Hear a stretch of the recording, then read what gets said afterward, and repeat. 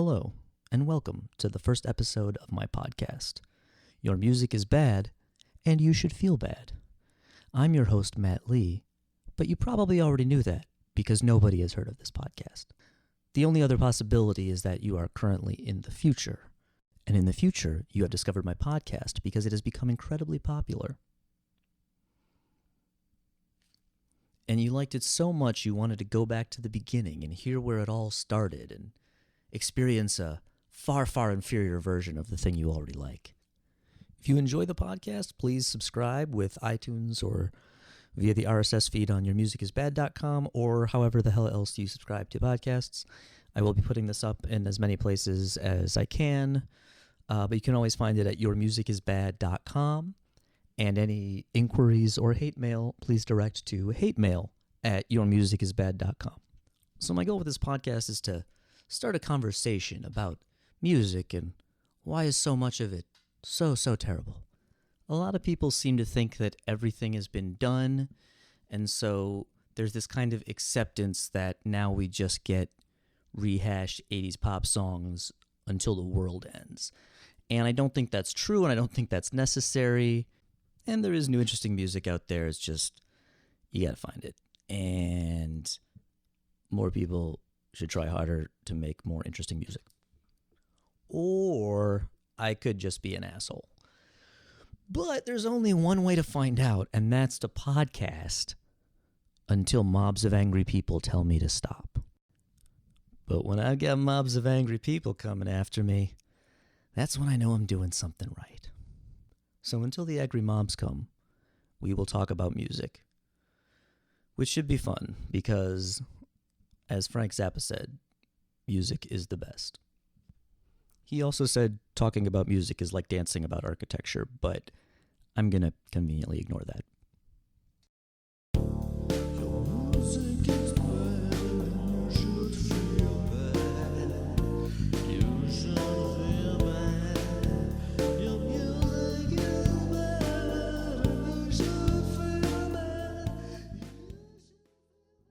Okay, so it says it's recording, and so I will believe it. So there won't be any... what I meant to say is, that was such cool theme music that you just heard, I hope, because I've made it by then and edited into the beginning of the podcast. At current, I have two rough sketches in Logic that aren't exactly songs yet. But anyway, this is Your Music is Bad and You Should Feel Bad. And I am Matt Lee, and this is my good friend Jamie Ignao. Hello. And Jamie is a local musician as well. I don't know if you want to talk about the stuff you do before we get into... Private teacher based in Manhattan, located in Upper Manhattan, and strictly to Manhattan just because of private traveling needs. Opera singer and... all-round musician who I saw perform at Carnegie Hall. Oh, you did see that? I did, about that. and that was 3 years ago. And I still say you were easily one of the best people in the show. Thank you. And I'm not an opera expert, although I have a friend who is one who will hopefully be on a podcast soon. But yeah, no, it was a good show, and I was like, damn, Jamie really. Some of these people they got to kind of step their game up a bit because Jamie's kind of making them look bad. I think I was the youngest person there. Yeah, that too. Yeah, they were all in their 30s, I think, at the time. So that I had to be about 23. Oh no, there was an 20-year-old, but she's a girl, so that's Adam's apples to no apples. Yeah. And is she a soprano? Because yes, she was. Then she's the one that stripped down. I was in love with her. The farmer. Right. Yes. Oh yeah, that was quite a a spectacle. Yeah, but so that's me. Yeah. Opera singer, guitar teacher, and we know each other. We met at Sam Ash at the old... Shout out to Sam Ash. The legendary 48th Street store, which no longer exists. So we also have a side band together called Brutal Chains, which is a... metal covers of pop and hip hop songs. Yeah. And that's a genre now. You can currently hear that nowhere because we haven't recorded anything yet, but we're going to bring it back. It's going to happen. I keep having to explain to people that when I say I want to do something, I'm not kidding. I'm just deluded into believing that I should do everything I want to musically, and however ridiculous it is. You know what? Brutal Chains actually did do an original song. They have been working on one. It's Punching Babies in America. Oh, that's true. Yeah. And I do want to do original stuff with it too. I think we should actually maybe start to think of it more as like half covers to set the tone, and then also some original stuff. Yeah, Punching Babies in America. You can tell that's very serious. Yeah, because that's what you get for punching a baby in America. Which is ironic. Yeah. So let's see. Podcasting. So the main thing we decided we wanted to talk about on the first episode, which is a great way to set the tone, is our good friend Kanye West, in case you were confused with one of the other famous Kanyes throughout America. Yeah. And his most recent thing is, which I could probably hypothetically play if I can find it, but basically he is known to he recently performed at the Glastonbury, was it? Yeah, he was performing at Glastonbury, which Corey Taylor actually kind of pointed out was pretty much the Coachella with an English accent. Yeah. I think he said London accent, but it wasn't.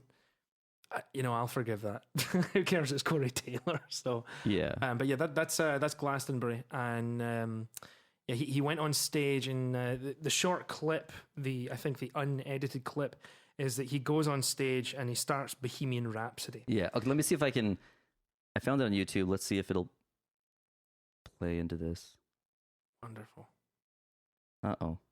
So far, no. Well, although... as far as wanting to listen to it, I can right. do with hearing it another time. Oh, okay. I know how to do it. Hold on. Could you hear that? Yeah, but it sounded like Freddie Mercury was actually singing it. Well, yeah, because he started off by just playing the song. He did it full karaoke style, right? He did full karaoke style. Okay, I hope this works. I turned it way down. Good. Never mind. We'll figure out the YouTube shit next time. The point is, he sings Bohemian Rhapsody, and first he lets like a minute of it just play, and he just stands there and they cut that out in YouTube. And the version I saw, it starts at the beginning, and it's like you hear Bohemian Rhapsody over the sound system, and then Kanye comes out, and he's kind of just like waving his arms around for the crowd because they love it because they're English and it's Queen, so they're like, oh yes, Queen. I mean, if you as a Scotsman, I would say if you played it anywhere, then it wouldn't fucking matter. Well, right, that too, but it's especially because it's like a big Glastonbury festival. Right, it's Glastonbury. Every person that goes to Glastonbury is gonna like Queen, and I know that's a generalization that is not true, but but it's Queen is one of those things where like I love Queen, but they're so popular that there's some people you meet and they're just like, oh, I just love Queen. And you're like, I don't think you really love Queen. Yeah, right. I'm not going to bother investigating it. You're not Dana DeShabi. You don't like Freddie Mercury as much as you should. Yeah. Shout out to Dana. Yeah. Hey, Dana. So Dana should totally be on the podcast at some point too, because I'm sure the rage that man would just exactly. He has the appropriate rage. Yeah. And okay, so Kanye comes out, and first it's just like a minute of just like letting it play. So you're just playing a track for people, which I know is something that Kanye's very used to doing. But so then he starts to eventually actually sing, but I don't think there was even any like attempt at auto-tune. Or if it was, it wasn't like calibrated tight enough for full robot voice, because he just immediately starts singing flat as a motherfucker. There wasn't. Actually, I have to go over it, so don't verbatim, but, in vocal coaching that I do, I'm not a teacher. I give people pointers on what I've learned, Yeah. You're doing that wrong. You should probably not do that. Yeah. You take your finger out while you sing, it might help. You won't be as sharp. Wait, take your finger out of where? And what? Anyway, go on. Just trust me. So he starts off and he does it, Mama, just killed a man. And he just, nah, and he just goes sharp, and you're sitting there going, ooh. Okay, but then, everybody's been there. If the monitors aren't working so well and you're singing, then you're like, okay, this is fine. And this is like a prerequisite. You don't require the prerequisite of the guy's already a twat. Yeah. From like everything else that he's done Right. that's just stupid. Yeah. And nothing to do with his music. So he does this and then proceeds to, but now I've gone and thrown it all away. That part, he just goes and motions out to and the then crowd he gives it with back the to mic. the crowd. So every point where he's like, okay, I'm not even noticing if I'm sharp. Here, crowd, you get this point because he's pandering. And you know what? It's a useful tool. We've all done it at some point when Yeah. our voices are wrecked or whatever at a show. Right. But piss off. So the wanker does this, karaoke's it, which I was unaware of. It just adds to the pile of shite. And then you get the guy or the guy gets everybody to sing the parts he can't do. And then later on, of course, I had not seen this because I was already disgusted. Granted, I was at a bar, so of course a few babies in and going, that's not, I can't believe that.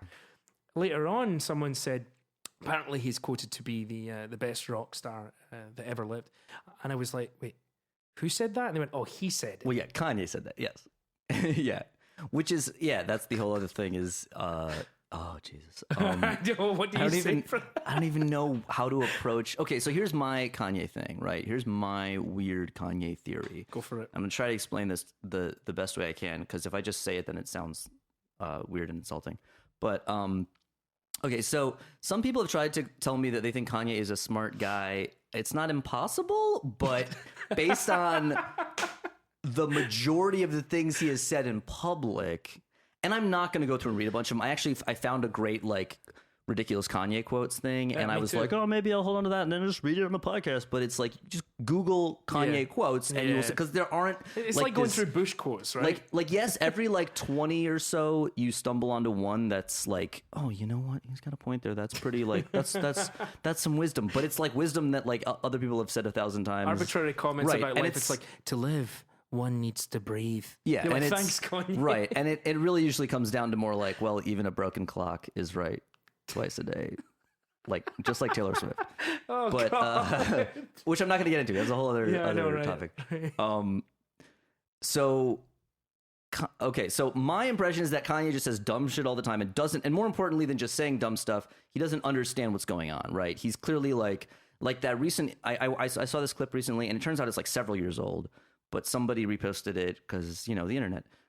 And it was, he was on this, it's a New York radio show. I don't listen to enough hip hop to be familiar with it, but I've seen clips from it before because it's a big place where if rappers is starting beef, that's a place they do it in New York on the radio. Not on worldstarhitpar.com. Right. But Charlemagne the God is one of the co-hosts, I guess. And he was great because he was so he's like, but Kanye, the people love you for your music. That's your gift to the people. They don't care. If fashion houses won't take you seriously, it's those are rich people problems. The people who like your music don't give a shit about that. Yeah. And Kanye was like, yeah, but they should give a shit about that because, I'm so important and I'm so influential to everything. And it's like, dude, you're missing the point. You're influential and yet everyone knows your music, even if they don't want to. I have never gone out of my way to listen to Kanye, but I've heard a ton of it, right? Yeah. I know I've heard enough songs of his to judge. When you just want to listen to just some casual, you're around the house or it's someone's birthday, like it was recently for me, and not for me, someone I know, and you want to hear some casual 2 Chainz, birthday, big booty, and then suddenly halfway through you hear easy, and you're like, oh, that was a Pee Wee Herman Kanye, by the way. And then, and that's the other issue is that I don't think he's untalented, right? I don't like him. I don't like a lot of his music, but there's some of his music I do like. I'm not happy about it, but it's oh shit, that's a good song. Yeah. So my thing is is he some kind of crazy idiot savant, right? He's really kind of the people, Rain Man of hip-hop. Yeah, because he's so. If anyone's opinionated enough, you'll convince a few people you're smart. Right. If you're just what it is that people don't get is, and someone will be like, oh yeah, no, I must not get that. You have those incredibly superfluous phrases at the beginning of things. You know what it is that it is. This thing that it is, and you get to it, and people are like, "Wow, he said the same thing 3 times. What he's about to say must be freaking important. I should shut up and listen." And the other great part about that interview I saw, which if I knew what the hell I was doing, I would totally just play a clip from it. But plug it in, why not? Yeah, but is that he didn't when Charlemagne the God was just so this is not what people care about, but he wasn't what's your deal? He was just hey man, so. That's not Kanye just changed this, started talking about how he's the greatest rock star, whatever, and people got to recognize and artistry and whatever. And he was like, hey, he was like, that doesn't answer. What does that have to do with what I'm saying about your fashion stuff and how you're spending all this time complaining about how fashion world won't take you seriously and nobody cares because they do care about your music. That's why they don't care about the dumb fast shit. It's because they do care about your music. And so why don't you just make music and chill out, right? Like, you are super famous. Like, you're not entirely wrong about how famous you are. You're just like missing the point. He's not the first famous person, or musician for that matter, that's gotten to a point of, you know, I don't know if you would say quote unquote godlike status, and then just has not had enough. I mean, like, you have somebody like Donald Trump. Stop. You're done. Yeah. You're about to die soon anyway. Why the hell would you continue? No, because it's my job to continue making everyone else's life miserable. 'Cause you're fired and... Yeah. That wasn't my Donald Trump, by the way. No. I've not heard Donald Trump speak enough. That's the great thing. I watched the Scottish You've Been Trumped, the one where he tried to build a golf course on protected land in Scotland. Yeah, you should check it out if you ever have any time. You, Matt, not everybody else. Yeah, no, but, this is just for us. This is a private conversation. If you're listening to this, I need to question where you got this this recording. But You've Been Trumped. But please continue to download my podcast. Yeah, right. Short synopsis is, he wants to build it, and then there are people that have lived on that land for generations. You know, so it's a classic tale of, America, I suppose. You know, hey, we're here, get out, and we've now got it. But the argument was, and you would think that this would be right, it would provide, hundreds of thousands of jobs for Scottish people. And the thing is that Britain is an island as it is, so it's hard enough. So there are arguments before and after, but then, you catch the documentary, and it's an English fella that does it, and you just see some of the insensitive crap he says, and he comes from Scottish lineage. I don't know if it's his grandmother or what, but it's disgusting. Myself being Scottish, I went out of that with, you find it hard. It's like when movies make you hate a character, it's the job, and I'm like, I really hate the villain, Donald Trump. But anyhow, back to Kanye. Yeah. So I like some of his songs, but when I heard his last album, was Yeezus like the title of the album? Like, You're asking me like I would know. Yeezus was, he refers to himself as Yeezus. He refers to himself, but I think the last one, it was literally like the title of the album or something too. Like Probably. It was like, but it was super weird and experimental, but like from my perspective, fairly awful. Like instead of it being like, was Bound 2 on it? Yes. Oh, okay. Yeah, that's exactly where, that's right. Where No, I come in on the next part. He crapped out a big piece of crap, and it was weird enough that some people thought it was art. Right? That's the thing. Like, if you do something funky and weird, some people will be like, "I'm pretty sure I just don't get it." So it's brilliant. It's brilliant, right? Oh, right? God. Jesus does it again. But I heard it and I was like, "Hey, so you know how you accidentally made all that awesome music before?" Which again, I'm sure he partially knows what he's doing. Yeah. But I'm sure part of it is still just like he doesn't. Well, I mean, some of the fantastic things he does. He's a phenomenal producer. Okay. Yeah. He's really good at producing music. Right. The other thing is that whenever you type, I was about to say Yeezy. Kill me now.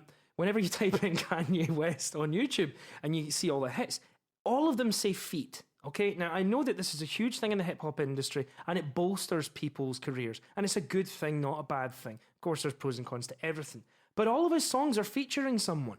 Yeah. It's never a true Kanye. I was so confused for a second because you said feat, and I'm like, what do songs have to? All the songs are related to feet somehow. Oh, like featuring. Yes, I get it. Yeah, you know what I mean. I mean, that's also, and that's one of the most like exciting. I mean, come on, that's like the nerds fucking orgasm for video games. It's like, you brought Marvel and Capcom together, and then you're like, really? Did Kanye finally do a record with Eminem? And Eminem's like, shut up, no I didn't. Right. Well, that's part of the problem with the whole hip-hop industry and the whole like everything is just constantly cross-marketing, right? And so collaborations used to be like, like this thing where you're like, oh, I like this guy's music and I like this guy's music, and they got together and they made music together, and oh my god, my head's gonna explode. But then but now it's literally just like, who else's name can we put on this so that it'll sell to more people? Vast majority. And then they just like, okay, so you're going to go into the studio and record 8 bars. Right. So, and then you just go in and you're like, what's going on? And then they just play a track and then you just say some shit. There's no camaraderie of like working on an album together. And it's so obvious a lot of the time that they don't know what the rest of the song's about. No, not at all. You know, they just like name check the title occasionally. Like, especially, actually, no, you know what? Kanye is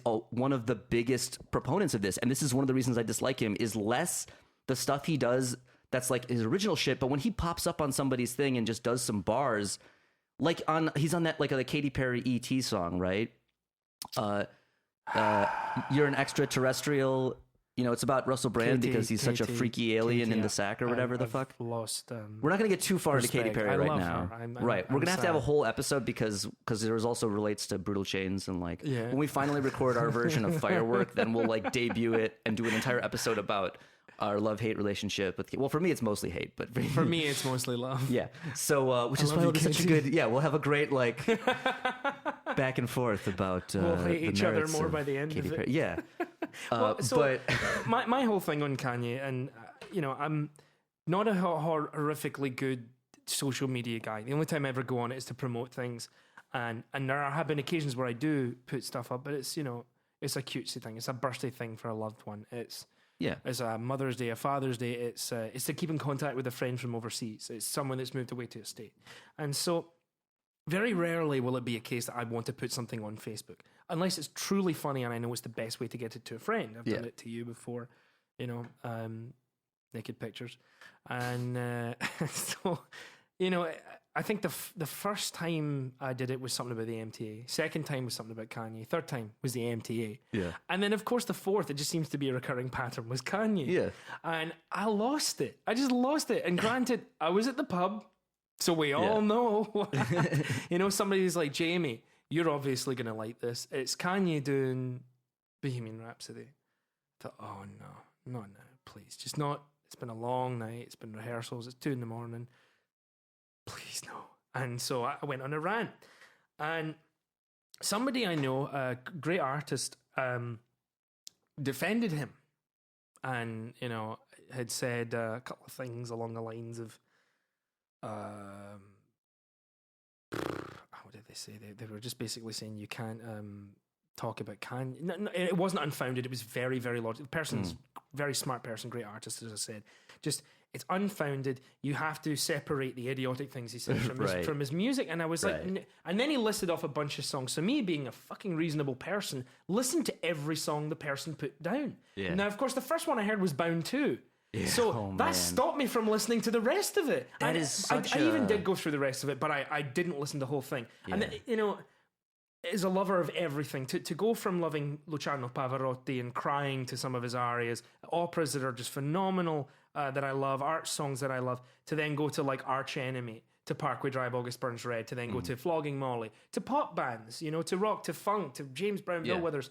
The moment I hear, I'm falling in love, honey, I was in the club, and when I was in the club, I saw this girl, and I was up on her, honey, falling in love. Like, the fuck is that? Yeah, it's... there was no, and the keys didn't, I'm not putting a prerequisite out as a musician because we can obviously talk musical composition. Right. The keys need to fit. There are things such as transposing music, transpositions. Yeah.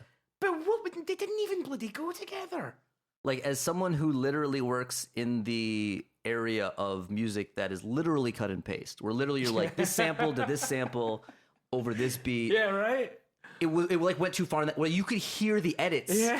And that too has become a thing. People are just like, yeah, whatever, everything's edited digitally, so we don't care if we hear the edits anymore. But it was so obvious and so like rough and like the levels didn't really match. It was just like he was just like sample 1, sample 2.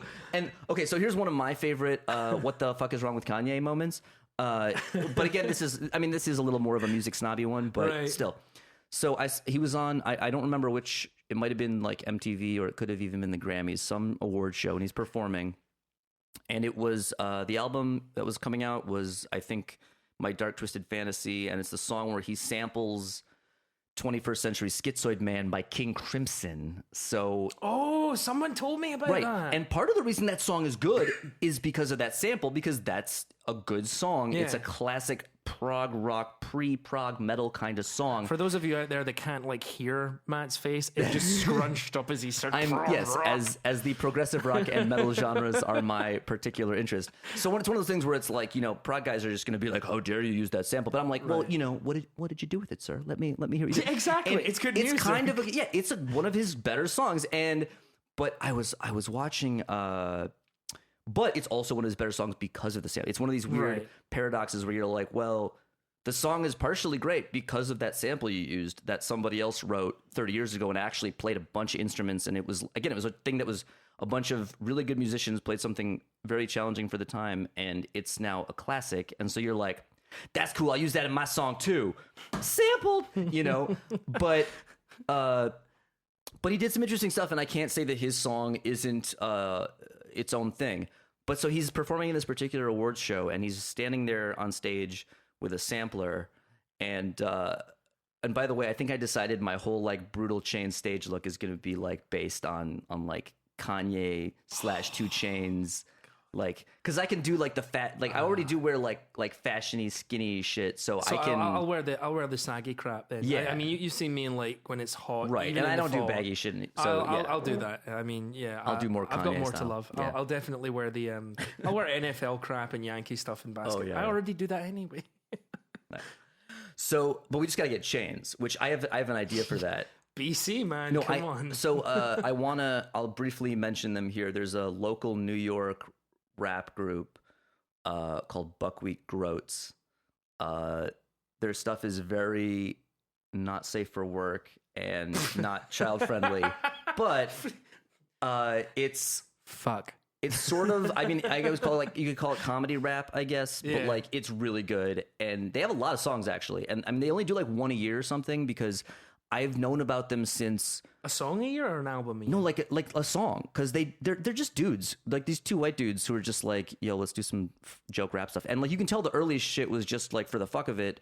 And then as they went on, like the last one, they actually did a big Kickstarter and raised a few grand, and the video shows it. Like they got some production budget. But their stuff is good, and like it's funny, and I'll do a whole other thing on it at some point. But the point is, the main guy, because their aliases are Penis Bailey, aka the wait, was it aka the Bailey or something that doesn't make sense like that? And then the other dude is Lil Dinky, aka Def Janiels. Which is, yeah, that's one of my favorites. Yeah, that's kick. Yeah, like it is one song where he's like, yeah, it's like, yo, it's Dinky, but you can call me Def Janiel. I love that. So, like their original one was Dinner Table Game, but I think some of the best are, oh man, well, Take You to the Shopping Mall is definitely a very inappropriate one. But would you say hilarious. that this is probably a non It's kind of like non PC, non PG version of Weird Al with rap? Well, it's more like The Lonely Island. Okay, see, I like that comparison because for example, we have a friend who is hugely in love with Weird Al. Yeah. Well, I love Weird Al, man. Right. But well, see, some of the things I love, but this particular friend has a weird knack for making you hate some things. Oh, yeah. He's going to know this. Yeah, He'll listen, he'll be like, you're talking about me, aren't you? Whatever. I love you. But we'll have him on and then he'll be okay with it. But it's, so, I mean, I'm a D fan. Like, I am proud to admit this. The first time that I was really okay to go out on my own in Liverpool when I lived in Liverpool to the shopping centre, went out and go meet people, I don't know. To be clear, you're referring to Tenacious D, right? Of course. You say the D. I'm loving the D. It's D. all about that D. Okay? Or you just love D. I have D on my mind. Well, thank you, Jack Black. Jack Black and Kyle Gass. Yeah. Everyone. Anyhow, I bought that as my first CD ever. The first CD awesome. I ever bought was that. So, but I love The Lonely Island and I love Tenacious D. Not a huge Weird Al fan. It's just because a lot of it can get... I know even if I listen to an entire album, grating with it. Weird Al is direct parody usually, although some of his best songs are the actual original songs that are in a style of something. Yeah, and those are the ones where I'm like, no, you gotta understand Weird Al's genius, man. You know, like he's like such a proficient musician. No, because I can be that guy about Weird Al too. But it's also I don't know if you could be that guy. I'm not going to get into it too much, but it's partially because Weird Al was my technically my first real musical influence.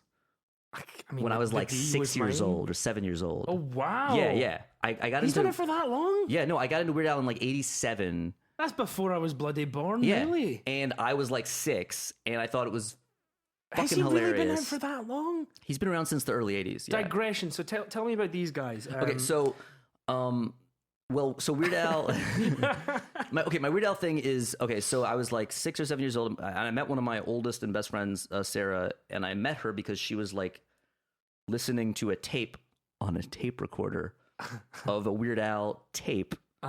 These are tiny plastic devices that have a small magnetic tape in them. You're saying that like I don't used know. to be used. Oh, this is specific.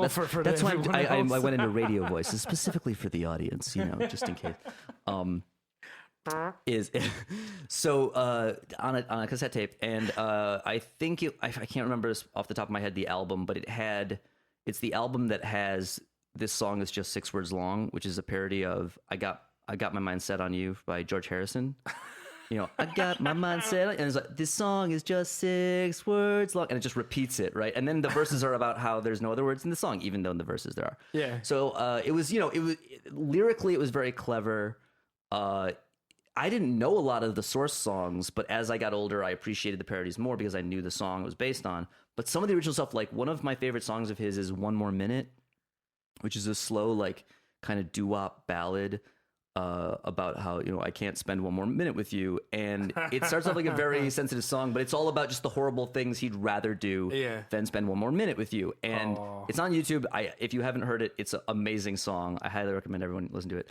And it's also one of the early examples of how P.S. Weird Al is a great singer. Yeah. Like you can't tell a lot of the time because he has his voice, right? But when he needs to, and that's the thing, that song, the whole thing is like, you ain't gonna see me cry. It's like so like in style, like, ooh, and he nails it. And yeah, he's like secretly an amazing musician. It's not a secret anymore because in the post-nerd age of like Nerdist and like all these comedians being like, by the way, we all love Weird Al, so if you didn't know, like, if you hating on Weird Al, you don't know what the fuck's up. Like, it's the secret is out, but like that's like the deal with Weird Al. But at the same time, he puts out sometimes he'll put out a song and it's just like, really, dude, another like song about food based on that's what I'm not about. I mean, but then again, there's the argument. Then if you don't like it, don't fucking listen to it. Right, exactly. It's the same thing with Kanye.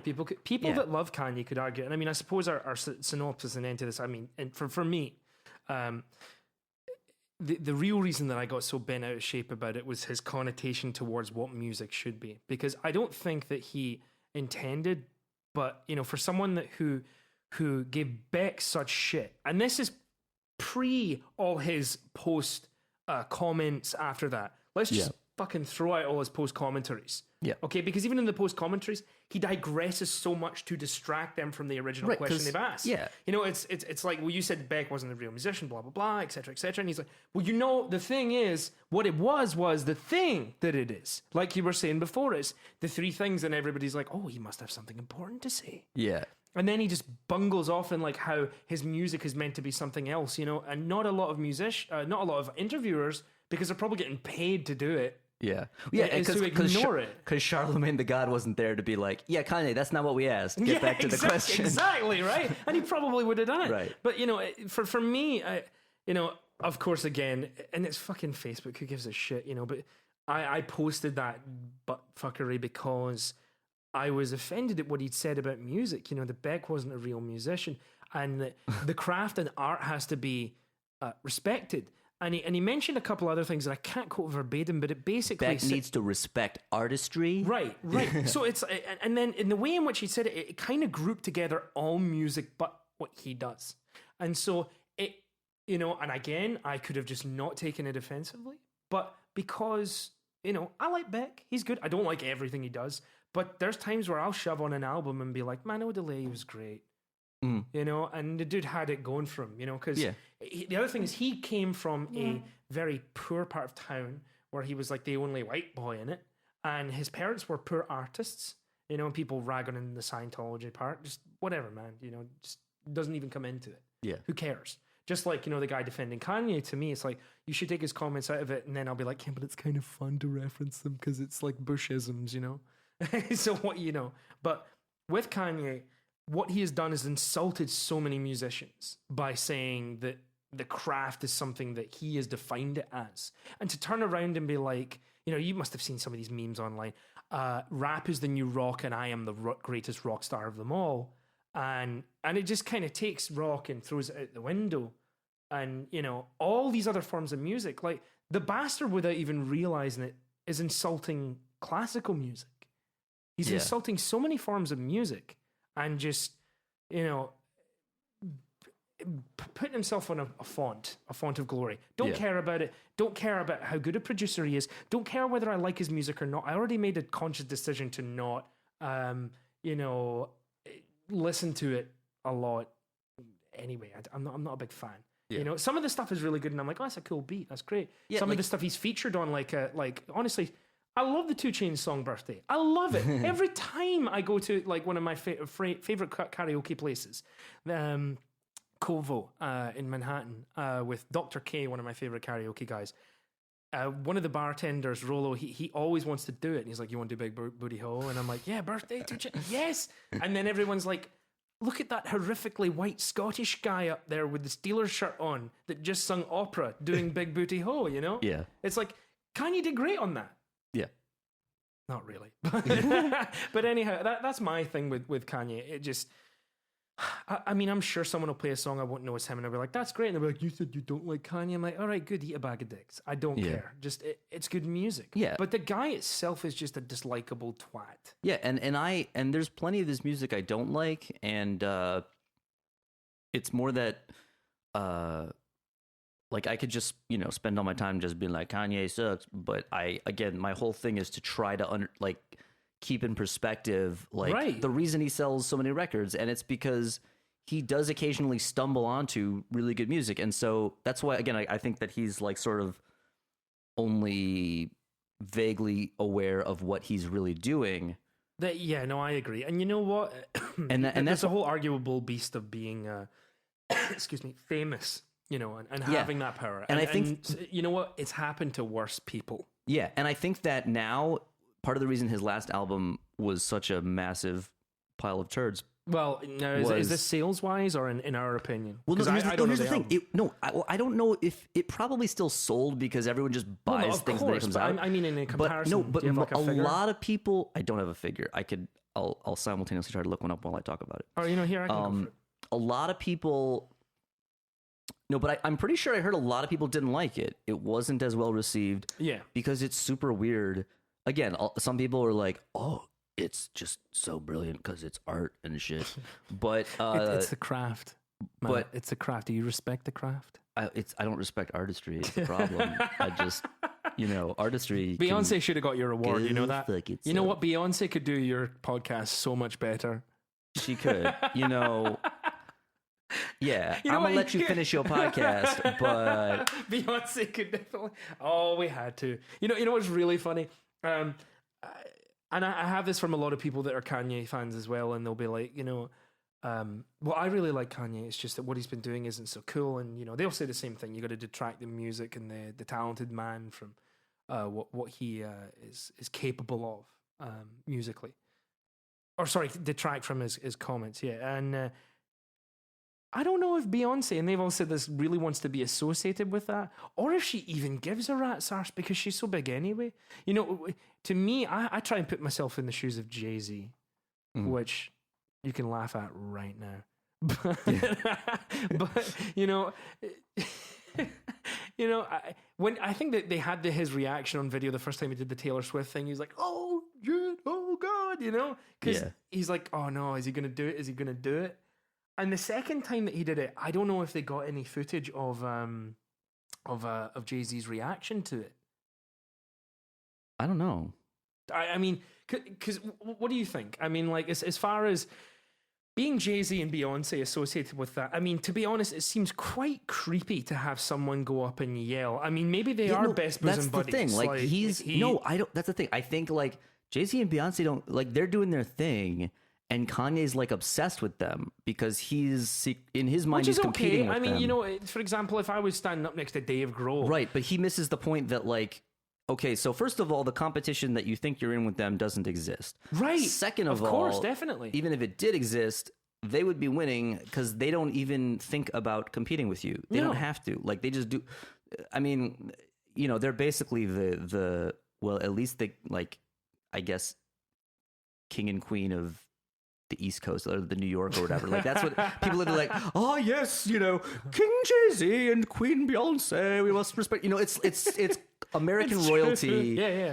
And they have as much real power as royalty usually does these days. Well, except they have a lot of money, so they do have some power. Shout out to the Queen there from Matt. But like, go to the Queen.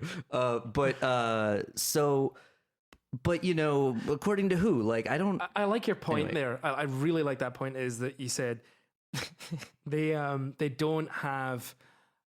They don't think there's a competition in the first place. You know, they don't view it, because one of the things that Beck had said, two things actually. First of all, you could see it, and he explained it, is that on the video when he went up to Beck, you know, and he went up on stage and he turned around and he was like, no. And he put his hand up to say, no, I won't do it. Right, I refuse, and then the gets worst back was Beyonce's reaction to all of that. Oh, so I didn't see that. The look on her face was like, oh no. Because, okay, so like, I think they see him as like Kanye. Little brother. He's like Jay-Z's little brother. And Jay-Z's like, yeah, man, do your thing. And then Beyonce's like, oh, no, he's going to say, oh, please don't, Kanye. Like, we love you, Kanye. Please don't say something stupid. And then he kind of didn't. Right.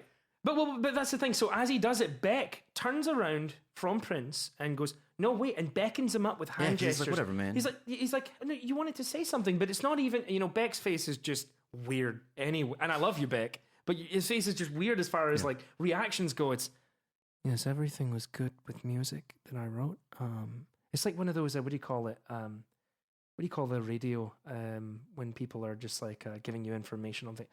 Tonight on the radio. Oh, like NPR voice. That's the one. There you go. Right. I don't bloody Which know. is what I was trying to explain, that I'm a foreigner. My mics are calibrated to go all the way from NPR voice to my King Diamond impression, which I will not do on this episode.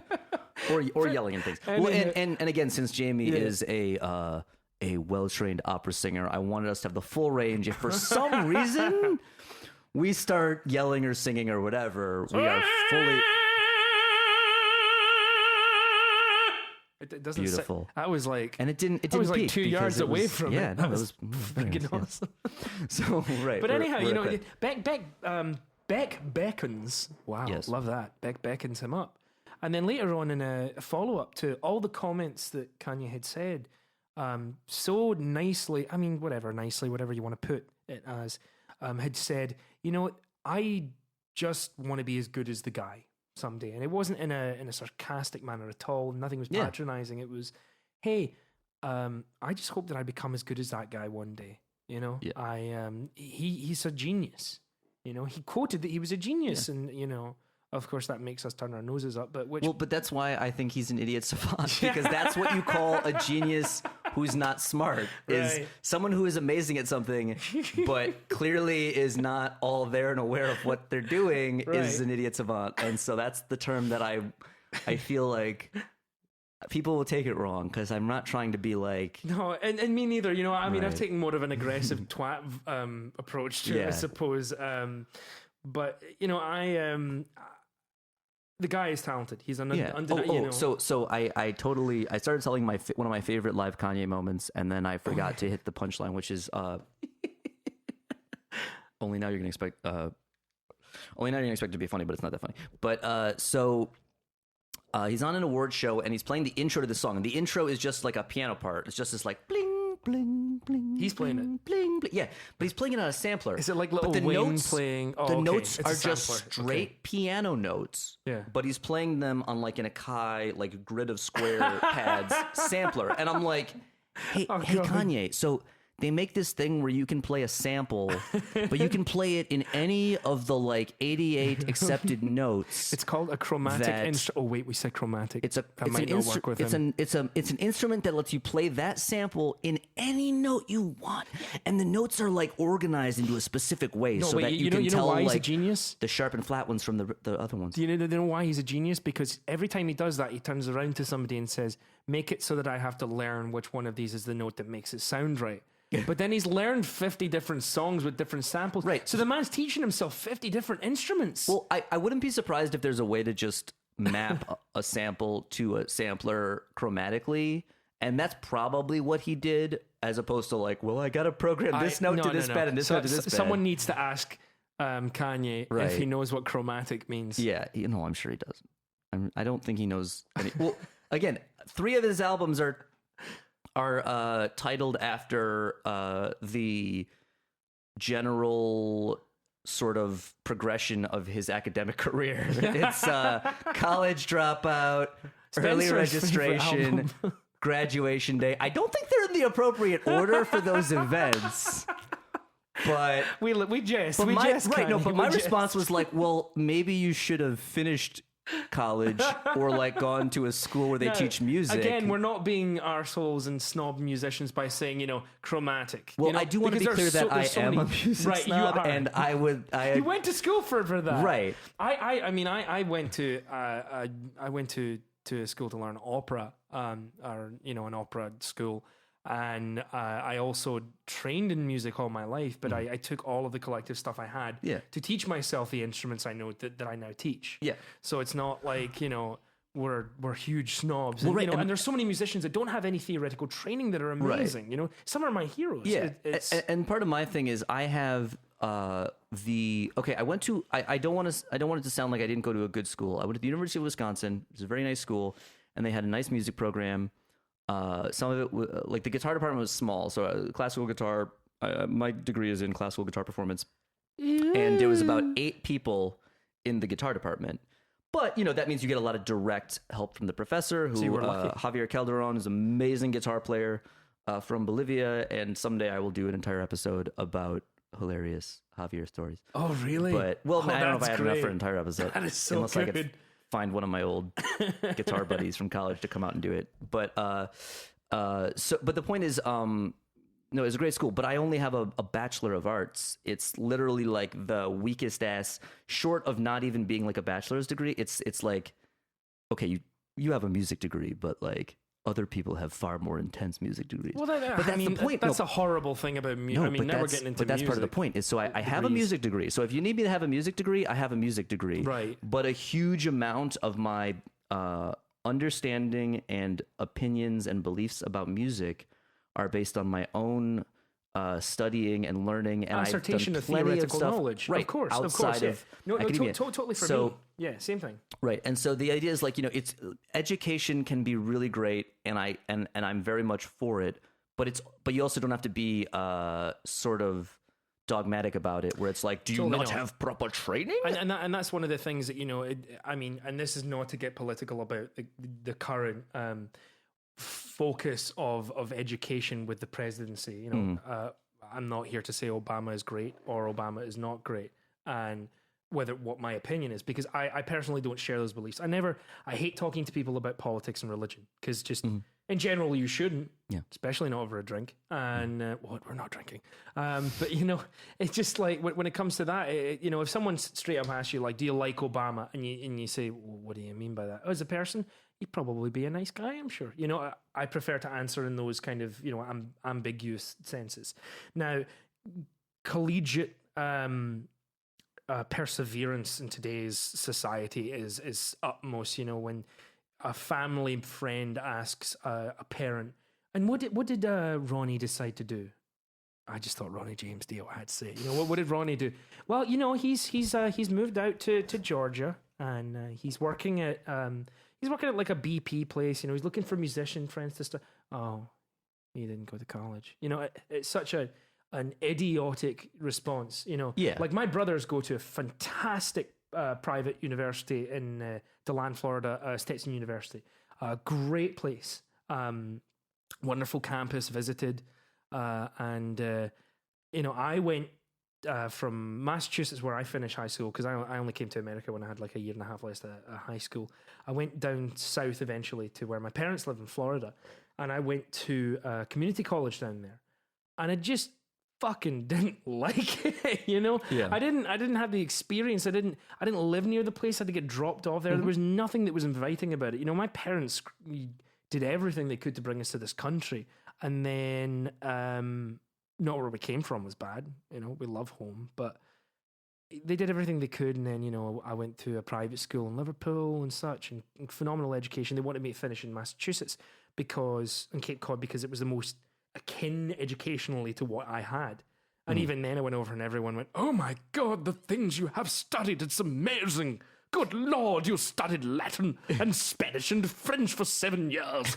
My goodness, this thespian small child of 6'3" and Scottish build is incredible.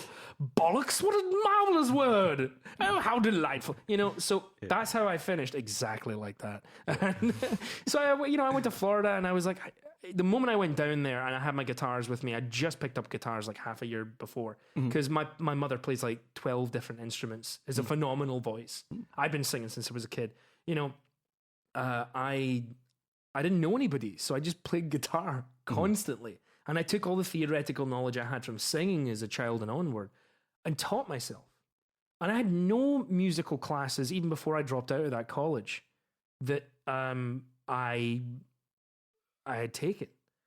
And within half a year, I'd picked up students, and they were kids, and I built them up. And then eventually, the jobs I worked at, construction and big guy construction and Disney. And eventually I was moving to New York after studying opera, and everything that I learned in New York, the diverse cultures of music, jazz, old punk down CBGBs, and rock and roll that was here, that came from around the world and around the States. It just taught me so much. It pushed me. And of course, when you teach, you don't need to have a degree to teach a kid and then have the parents be like, thank you, that's awesome, here's $10, and be a good influence to a child's mind, so that they have someone to look up to. Just, you can't put a fucking price on that with a degree. Yeah. I don't have a musical degree, yet I have a roster of kids from age 5 all the way up to an age that I can't say, because those people will hit me for telling them, their age on a podcast. Yeah. Adults, let's leave it at that. Though if that's the case, they also might not know how to hear a podcast. So. I wouldn't say that either. They'll be like, who's that friend you got? I'm gonna fuck him up. Or you're fired, Jamie. No, they still don't know their age, and I still don't know who exactly. Some of them drink during their lessons anyway, so hopefully they forget. But having a degree is not the be all and end all of it. And of course, every human being is catered towards different learning. Yeah, and it's about wanting to know more about music. It's about having a thirst for knowledge and curiosity, so you can learn more. More music knowledge just means more tools to help you when you're playing or writing or whatever it is you do with music. Exactly. And so it's like the thing that bugs me is when people are just have the attitude of like, well, whatever, man, I just fucking rock and roll comes from your balls, and so I don't need to think about it. It's like, but the thing is, most of those people with that attitude end up just playing stuff by standard theory rules anyway. Yeah. Or even worse, they just play 12-bar blues forever. And they have an innate sensibility of music, and but they can only go so both far, ways. Right? They can't push themselves. Oh no, they not are. at all. I pushed myself to learn more theory, as I've taught for now 8 years, 7.5. I don't know. It's probably about 8 years. I think you always forget that last year, but there's opposite ends of the spectrum here. Everyone that says that you require a full education in theory or music in general doesn't know how everyone will learn, because they're they're always not teachers, and they don't know the teachers that will be teaching you depending on what place you go to. Some teachers are terrible. Yeah. And I'm not talking about in Florida where they fuck your 16-year-old as a woman.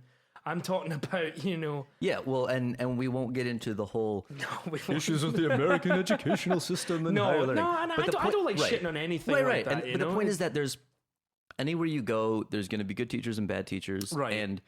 And the student is always half the equation. Oh, so for that's sure. The point, I will tell you that. is I want to encourage people to want to learn more about music, and theory. And the thing about theory is, it's only going to help you. Right. And it's the thing only going to help you. The reason I have my, I keep wanting to call it a bargain basement degree, but it's really not. It's really not. The University of Wisconsin is a wonderful university. Put it this way. Would you be comfortable answering this question? Do you still have college loans?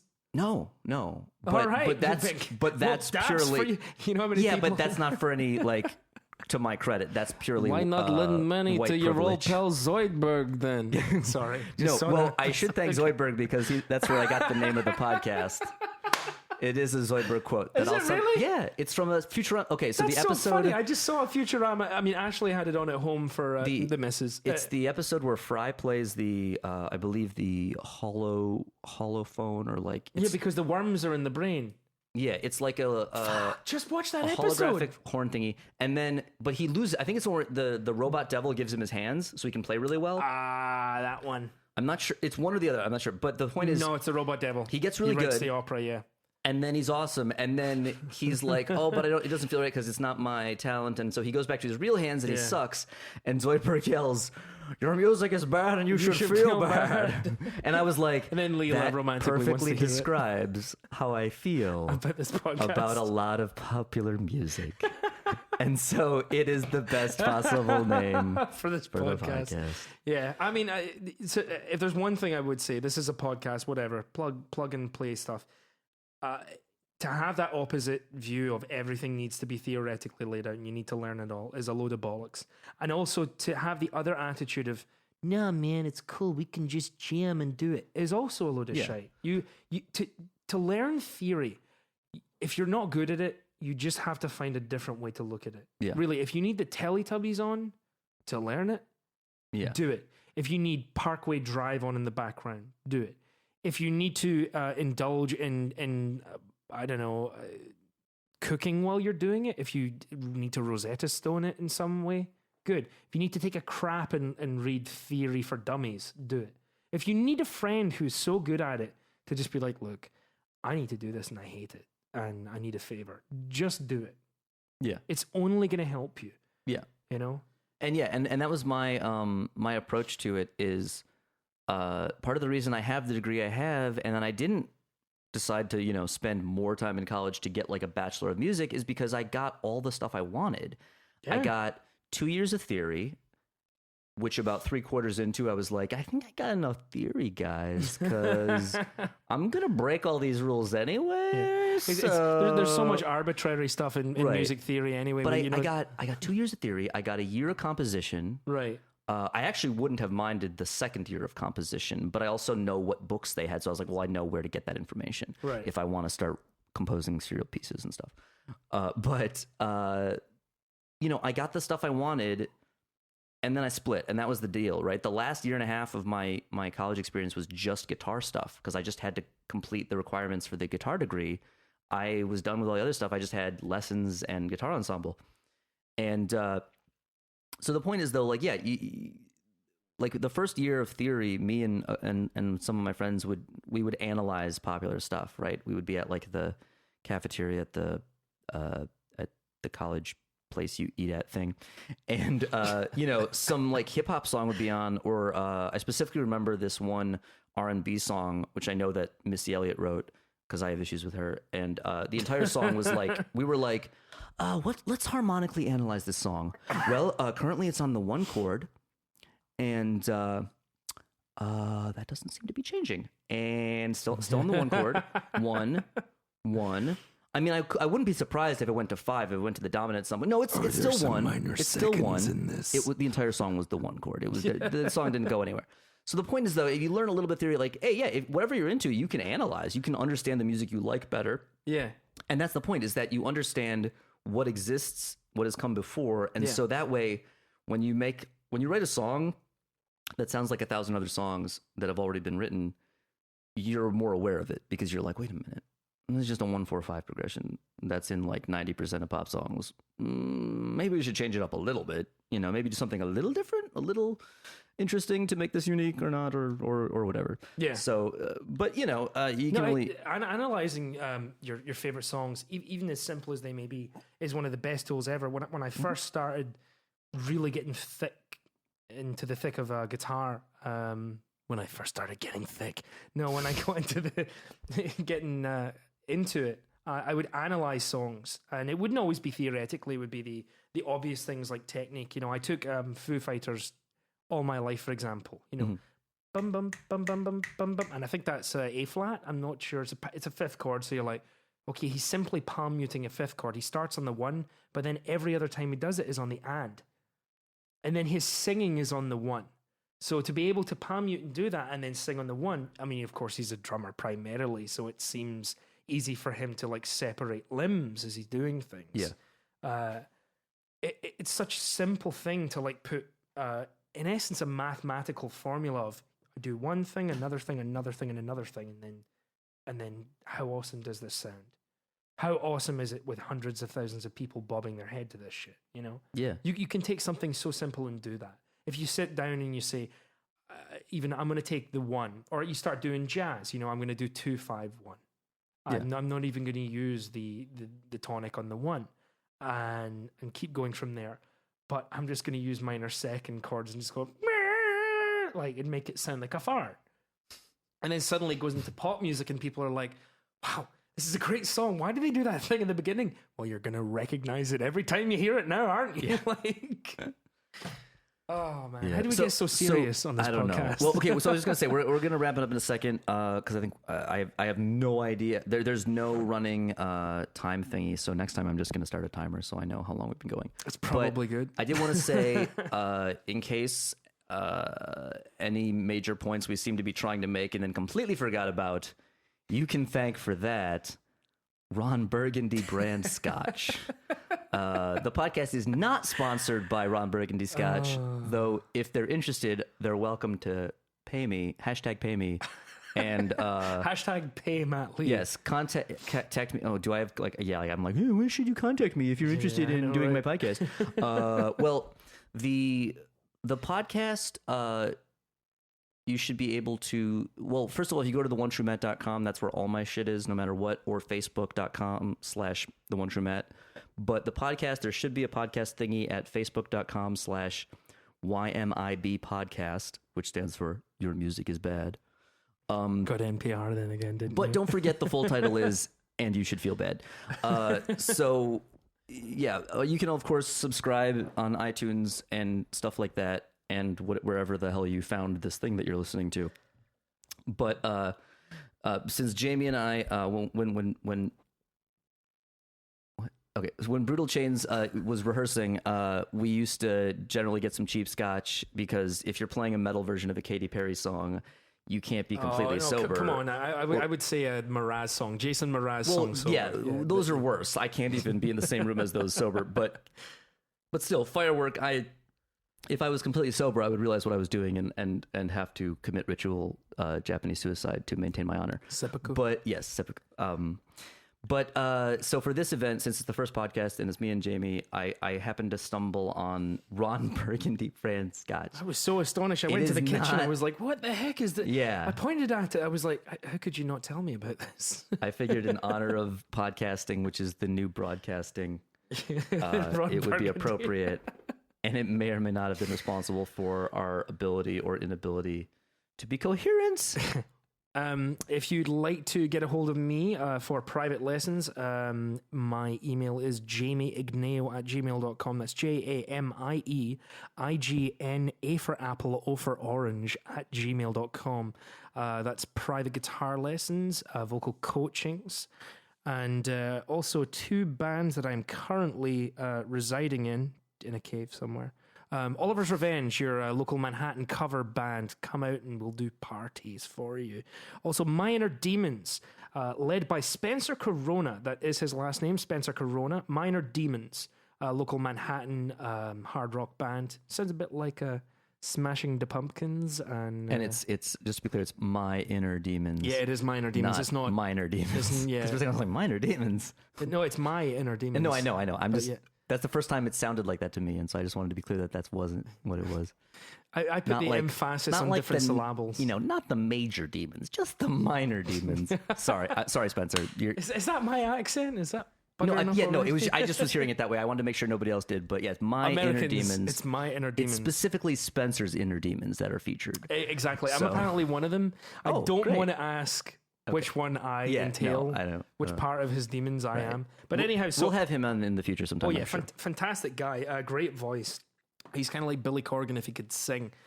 No bash at Billy Corgan, just pitchy. Anyhow, so Oliver's Revenge, OLL, and then so on and so forth, and My Inner Demons, and then again, jamieignaio@gmail.com.